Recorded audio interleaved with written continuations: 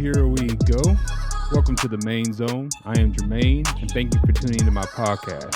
Wherever you are or however you're listening, whether it be Apple Podcasts, Google Podcasts, Spotify, Anchor, or watching on YouTube, I appreciate it. Hope everyone's safe and healthy out there. Today's podcast is going to be a little bit different. We're going to be touching on a subject of legacy and building greatness. So we're stepping away from sports today. We'll get back to it next week, but it's something that's been on my mind when I would talk to my brother and my wife and things like that, how to build when you're starting from the ground up. But before I begin, I'm going to talk about a man who created a lasting legacy that will live forever. That is Mr. John Lewis, who was laid to rest last week. What a man. He was born the son of sharecroppers and died as a civil rights leader and member of the House of Representatives from 1987 until his death.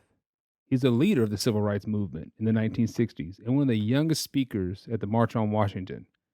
You can say he was the bridge between Dr. Martin Luther King Jr. and President Barack Obama.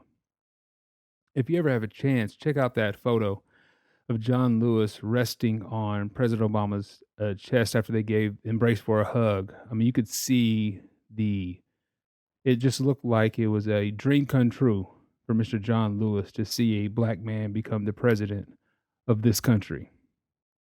Speaking of President Obama, I should say, did you have a chance to listen to his eulogy speech at the funeral? As usual, he delivered excellence and gave a beautiful send-off to an iconic man. Great to see all ex-living presidents, no matter their political views, speak words at the funeral and show respect to a man that truly loved his country. Not present was our current president of the United States. Now on to the news. Can the officers who murdered Breonna Taylor please be brought to justice? The coronavirus has now passed 154,000 deaths in America. It's not a hoax, people. If we shut things down back in, let's say, March, I think we'd be in a better position than we are now, which is, changing how schools operate and the virus still spreading rapidly, but hopefully we get we knock this thing out and get back to some normalcy. Herman Cain actually died from the virus. He was in 2016, he was running for a nominee to be the president as a Republican. Attended the Trump rally in June in Tulsa, Oklahoma. Caught the virus a couple weeks later, fought it off for a month, but then he finally passed away. Schools, me being in education, I was actually in PD today getting ready for this next school year. We're having to make so many different changes that are really altering the style of learning that kids do. It could be good or bad. We will see. But hopefully we just, schools understand the sensitive nature that we're in today and make those proper adjustments. Some news in sports. The NBA tipped off this past week with their beginning games of the resumed season. LeBron, so far, looks like a mortal. He's not looking great. I'm trying to figure out what the Pelicans are doing with Zion Williamson. This limit restriction for a team that wants to make the playoffs is actually blowing my mind. I don't get it. I mean, he's 19 years old.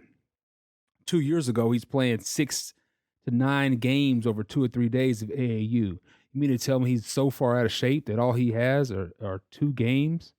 Are 15 minutes per game that he can actually play? Some funny news about the NBA. My man, Lou Williams. He made him a strip club chicken run when he left the bubble and is now having to quarantine for the max of 10 days. It's kind of funny. I don't care the fact that he went to the strip club to get his food. It's just, I wonder if he would have told on himself instead of having it get leaked with a picture going on Instagram. So that's something that's kind of funny. He had to defend the fact that he wanted to get some wings at a place that I think, to my knowledge, at Magic City, they actually have wings named after him. So that's the news in sports thus far, or the NBA. What the hell? Oh, last night, the Rockets beat the Bucks great plan defensively. They actually look pretty good with the small ball approach. But, the NBA is moving right along. The bubble, so far, so good. Positive tests have been confirmed. So the NBA is doing a phenomenal job of their bubble protection of their players. We cannot say, transitioning to the Major League Baseball, we can't say the same thing about baseball. So far, 18 Marlins have tested positive for the virus. The Cardinals are having to postpone their game tonight due to a positive test. Commissioner Ron Manfred is actually considering shutting down the season if teams can't do a better job of keeping their players from doing things that allow them to be more susceptible to the virus and then end up with positive tests. Mike Tyson, y'all. Woo-hoo, I can't wait. Mike Tyson is coming back to fight Roy Jones Jr. Feel bad for Roy Jones. Great champion in his own right. But he doesn't have the power of Mike Tyson, nor does he have the size of Mike Tyson. Interesting to see, though. Both of them are over 50 years old. But I've always been fascinated with Mike Tyson, especially after I read his book. So it'll be interesting to see that match, that bout. I'm looking forward to it here in September. Okay, so that's the news. Each week I try to give you a little bit of the news, what's going on in the world from my perspective. We'll just throw out the news at you. So that's it. We're the 1st of August, moving right along. So now let's get to the topic of today, which is just very meaningful and purposeful for me, especially as for my Black and brown friends. And that is building a legacy and how to achieve it. Now, I'm going to start by saying this. I am no expert. I'm almost 40 years old. I grew up in a small town to an uneducated mom and a father who left when I was 6. The man that raised me loved him to death, but he had his own demons, was dealing with drug addiction. So building a legacy, let's say, of greatness was not something that was instilled in me at a young age on how to do it. It was always said to go to college and to do better, but the steps how to get there, I didn't know. I'm going to start by prefacing it this way. I love my mother and father. They did the best job that they knew how to do, but didn't have the tools to give me the tools that I'm going to be sharing with you today of things that I think will aid in creating something that is generational, that transforms families for generations to come. Because when you're building a legacy from the ground up as a first generation, it's a lot of trial and error, and which makes it, relatively a lot harder. And historically, Black and brown people have not been blessed with generational wealth. There are some exceptions, so I'm not going to act like every Black or brown person is poor. But as a whole, that is something that has to be started from the ground up. As when we begin our lives as adults, we tend to be behind our white Americans in access to money and resources. In my opinion, you are either born into a legacy or you have to create one on your own. Now, when you're born into one, it's because either your father, your grandfather, or your great-grandfather set some things up, and then that became the norm for your family. So I've been having these discussions with my brothers over the past few months because I fall into the category of first generation. So with me, I'm trying, and along with my wife, we're trying to create a legacy that when I'm 80 years old and my grandkids come to me and say, "Hey, Papa, I'm on my way to Harvard, or I want to go to USC or Oakwood University or Notre Dame," I could then just hand them a check and say, "Go enjoy. No stress of student loans. Just enjoy college, do your thing, make me proud." Because you have people like Kobe Bryant, Steph Curry, Patrick Mahomes, Grant Hill. Those guys have benefited for being at least 2 generations in of greatness, not taking away from anything of them individually. They are all extremely hard workers. But you cannot deny the things that were instilled in these men when they were younger. Kobe Bryant's father played in the NBA. So did Steph Curry's. Patrick Mahomes' dad was a Major League Baseball player. Grant Hill's father was an NFL player, and his mom was a successful attorney. So these are men that grew up already, you could say that they were privileged. Then you have another group of individuals that are first generation legacy builders. LeBron James, President Barack Obama, John Lewis, Serena Williams, Venus Williams. All of these individuals right here have had to start from the ground up. Yes, they were blessed with some extraordinary athletic ability, but they grew up in poverty, and they had to scratch, claw, fight, work really, really hard to get where they are. But then you can look at the families and the kids that they now have and look at the benefits and resources and finances and just learning that their children are now being blessed to be around. I was one of those individuals. And some of my best friends in high school and college, I was a little bit envious of the life that they got to live. They had their dad around. They had a big home. They had nice clothes. Some of them had really nice cars. I mean, they weren't stressed out financially. So I'm going to give you all a little quick story that ties to all of this, and it's kind of funny. So I was 17 years old, walking home from playing ball at the local college. One of my friends, to my knowledge, was at least still today is 2 or 3 generations in of greatness. And I'm not hating. I actually love it. I find it extraordinary, especially for Black people. And it's a beautiful thing to see. But he asked me, do I want to ride? Of course, I don't want to walk home. Yeah, I'll take a ride. So I hop into the vehicle, and I'm sitting in a fully loaded SUV. I'm like, hey, this your dad's, your mom's? He's like, no, my parents gave it to me. I mean, I'm like, whoa. They just gave it to you? They're just tired of driving you around, so they just gave you a car.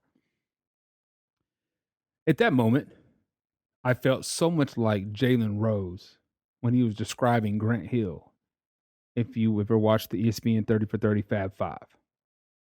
I was angry at his life compared to mine. How did I deserve to be without so many basic things? And why did he deserve to have those basic things? So then I go off to college at Oakwood University, and I meet so many more people. There were 2 and 3 generations in of just pure greatness. I was in all of the legacies based on their last name these people were born into.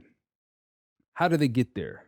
Will they continue it? How do I get there? Was one of the last question I had for myself. So another story. I was 14 years old, and I made up my mind that I was going to be successful in life. I might not be the one that has to be able to buy the NBA team or become the GM of the NBA team, but I will pray, create, build, and work so that my kids, if they choose to, can make that final step. Now, I still have goals. I want to accomplish them, and I'm working towards them daily. But there's a lot of trial and error when you're in the first generation of legacy building. Now, the group of people that are 2 or 3 generations deep into this thing called legacy building, they've had the tools handed down to them by their family. So when you want to build something, I'm going to give you 8, let's say, pieces of advice that I would share with anyone when they're sitting there as a first generation legacy builder and trying to create something from the ground up. This applies to anybody that's 10 to 18, any young adult, even someone that's my age that is looking in the mirror and saying, I want something different. I want to build. I want to grow. I want to create something for my kids and my grandkids. So here we go. I would say you got to start with prayer. I'm a prayerful person. I believe in God. I believe prayer can answer so many things when you seek and ask the right way and give your heart to the cause that you're wanting to accomplish in life. I believe, number 2, that you need to find a mentor. Meet people that have done it before. Ask questions, learn, grow, seek knowledge. Number 3, set some meaningful goals. Write them down and read them to yourself for 90 days. In the morning and at night. Got that from Think and Grow Rich. Just a plug right quick. Revise them when you need to. Set 3-month, 1 year, 5-year goals. Push yourself with these goals. Have some grit. That means you have to be tough and understand that life is going to be hard sometimes. I like to use a lot of sports analogies, and that is, say, within a basketball season, there's always extremely highs and extreme lows. But through it all, you need to be even Steven throughout all of them. So that's how you have to be within life. Life is not always going to be some cupcake ride that is, you get promoted, get a new job. I mean, there's going to be extreme highs, High for me, I played professional basketball for several years. A low for me was in finding that next job within the transition of being a basketball player. What do I do next? Get educated is number 5. Get that college degree. Read like crazy. I think a college degree is just it opens up so many doors for people. The education piece. The key to a successful life, I do believe, is education. And so once you get that degree, so many other doors are open, not just with the degree, but within the network of people that you're able to meet when you have a degree. Number 6, take some risk. Embrace being uncomfortable. Risk taking. You're always going to earn more money. But if somebody brings a solid business proposition to you and you need to invest a little bit of money, give it a shot when you're young. Why not? You can always earn more money. What if that $5,000 investment turns into $100 million? You never know unless you try. There's nothing wrong with trying, especially when you're young. Of course, do your due diligence, do your research, and then pray about it, talk to your mentors about it, and then go ahead and try to tackle it. Being uncomfortable, by that I mean change is always good. You have to embrace situations that you're not comfortable in. Part of that, a little tidbit of myself again, was we didn't weekly or daily, due to our different schedules and things like that, just life, we didn't eat at the table growing up. Never forget, another buddy of mine went to his house after basketball practice. He's like, "Hey man, my mom made dinner. Do you want to eat?" Like, yeah, it's fine. So I go downstairs and get a plate, thinking I'm gonna go back upstairs to the game room, and his parents are like, "Well, here you go, Jay, sit right here." I'm like, "Whoa, hey man, we gotta sit at the table." Like, I'm like whispering to him. And if he watches my podcast, he might know that I'm talking about him. But I'm like, "Hey, man, we actually got to sit at the table here?" He's like, "Yeah, man, we sit at the table every day." That's being uncomfortable for me. I was 16, 17 around there at the time, and just not used to sitting at a table with, on a daily basis with strangers, so to speak, and then having dialogue back and forth of how my day was and things like that. So that's part of being uncomfortable. Embrace those things, If you're in a circle of people and you're the most successful all the time, then you need a new circle. That ties right into number 7, which is surround yourself with successful people. People that are going somewhere in life. People that have dreams, goals, aspirations. People that are already getting where you're at. They're where you want to be. If you have dreams to be a doctor, find somebody to mentor you. If you want to be an educator, find someone. If you want to be a business owner, find someone. You want to learn about the stock market, find someone. Surround yourself with successful people so you have a goal to strive for. And then number 8, I find this very, very important. And that is, I'm going to say it delicately. If you choose, because again, this is the only one that's a choice. If you choose to be with someone, it is imperative that you find the right spouse. Imperative. Okay, so in my opinion, number 1 and number 8 are the most important of the two. Because it can do, number 8 in particular, can destroy your legacy or take it to the next level. So let's go back to my sports athletes that I was referring to earlier.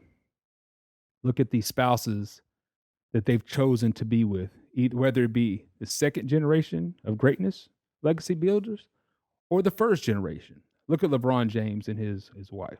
Power couple.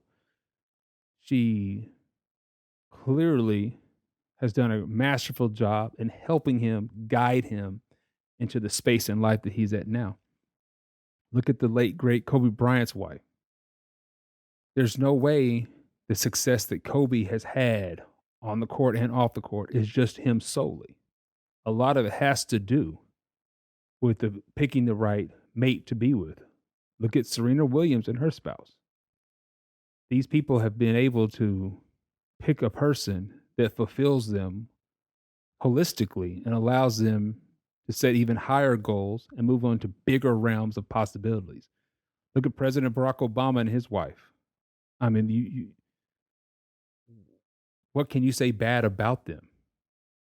Both very smart. Both have pushed each other. Michelle Obama has taught him so much. My wife has been reading her book, and you just see the level of greatness that she has pushed him to become even greater. So that's why I think that one is number 8. Choosing the right spouse is so important. Also, though, because divorce rates are so high, because I don't think people take the time to select the perfect person for them. Now, again, these are just my opinions. I am no marriage counselor. I have no degrees in counseling or anything of that nature. But I do have about a 95% success rate in marriage predictions. In the past 11 years, I've successfully guessed marriages at basically at that clip. So if I say the marriage is going to fail, it ends up failing. If I say it's going to be successful, it ends up being successful. Even for my own marriage, clearly it's been successful. We're 10 years into the game, moving right along, and just enjoying the journey with someone. So now, I have a rule that every person, man or woman, they have 5 needs that need to be met by the person they choose to marry. Now, every person's needs are different. This is not a cookie cutter approach. Every single person has an array of needs that must be met. Now, if one of the needs is not met, I think the likelihood of the marriage being successful drops substantially. So I'll use myself as an example.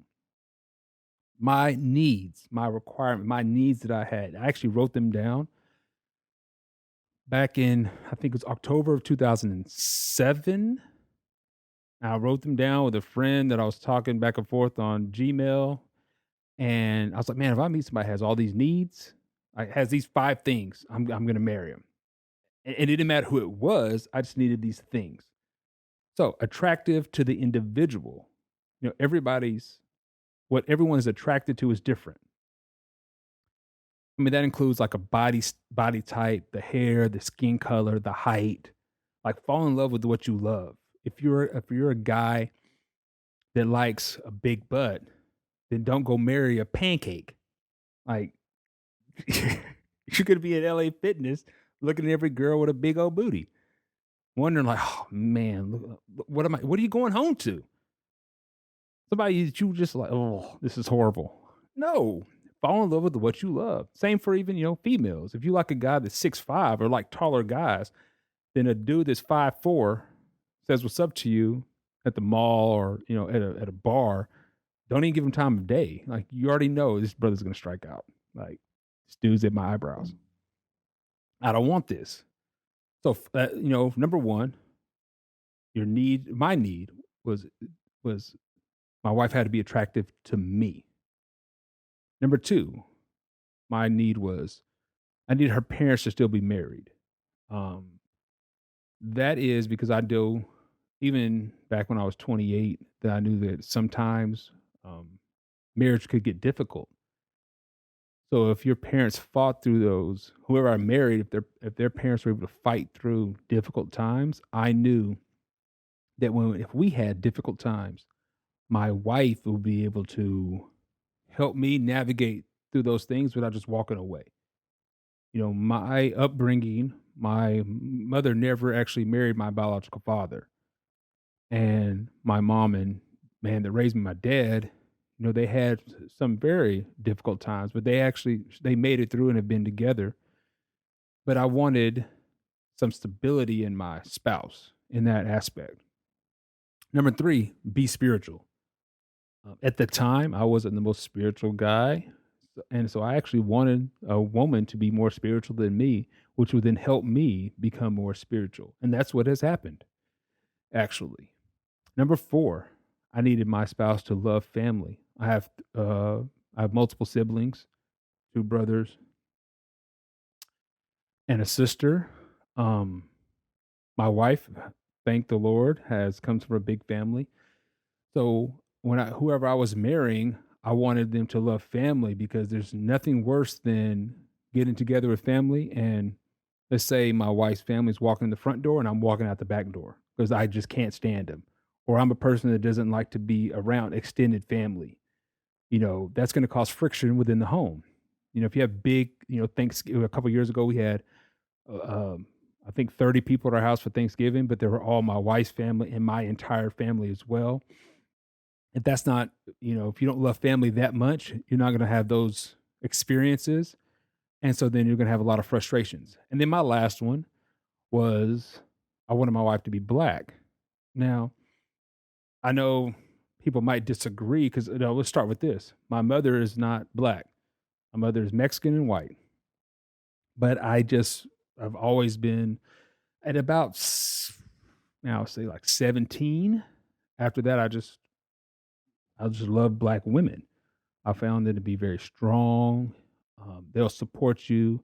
They'll hold you accountable. Yes, as with any race of women and men, there are ones that don't fit the profile that fits what you're loving.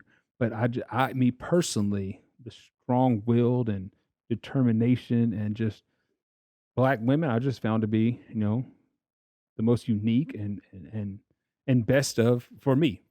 I'm Jermaine Brown, for best for me. So if you're listening, you should create your own list. If you're seeking to build a legacy and have not been married yet, take the time to create your own list, but know because it's all different. Now, I'll say this again. Don't change your list to meet for the person, male or female, to meet your list. They'll all of a sudden just say, you know what, I need somebody that's a communicator. And then you meet a guy that has all these things. They meet a girl that has all these things, but they don't even like to talk. Communication not that big a deal. No, it is. Because then it's going to end up failing. So I believe if you stick to these principles that I just gave you, and especially as a first generation legacy builder, I think you will get there. And then you'll be so satisfied as life progresses and you become a bit more financially free. You're buying a home, you're owning properties, you're just growing and building something that lasts generations. So again, I go back to my own story when I'm 80 years old. If I can pass down wealth to my family from the ground up, I can die a happy man. And I can say the same thing for my wife. We'll die a happy family when it's our time to go. If you're able to pass some things down, one, knowledge, not just money, but just knowledge of how to build to our families, it'll be something that is worthwhile. And so the tools that I gave you today, the advice I'm giving today, for those that need to hear it, I hope it benefits you. If it doesn't, I'm not going to apologize. I think it should. Now, let me know what you think. I would like to know your thoughts. We'll get back to sports next week, don't worry. But I want to give my viewpoint. When I started this podcast, it wasn't going to be solely on sports. So if you enjoyed it, let me know. As usual, stay safe, be blessed. I'm out. Thanks for tuning into my podcast today. Please subscribe wherever you're listening to it or watching it, whether it be Apple Podcasts, Spotify, Google Podcasts, or YouTube. Today's topic was on legacy and legacy building. A big part of that is reading. I'm going to leave you with a couple books I would recommend that anyone should read, just for self-help and building upon what you're trying to grow as a human being. Of course, you have Think and Grow Rich, one of the best books ever. You need to check this one out. You have Outliers by Malcolm Gladwell. Phenomenal book. Just gives you different stories of people that become successful and why they become successful. Unshakable by Tony Robbins. I actually just read this about, I'd say like a month ago. I got it free. I just found something on the internet that said you just got to pay for the shipping. Great book though about investing, how to invest, the rules of investing, and then about how to be really happy with life. Because even if you have all the money in the world, if you don't have certain principles, you won't be happy. And then lastly, Grit. Wow. That's all I'm gonna say about Grit. Great book. Recommend this to anyone because something that I even use some of the exercises in this with my students at my school. So I'd recommend this to anyone and even do the test in it. Look it up to see how gritty you are as an individual. But those are some books I would recommend for anybody to read. Again, see you next week. Hope you enjoyed. Leave some comments so we can discuss. See you later.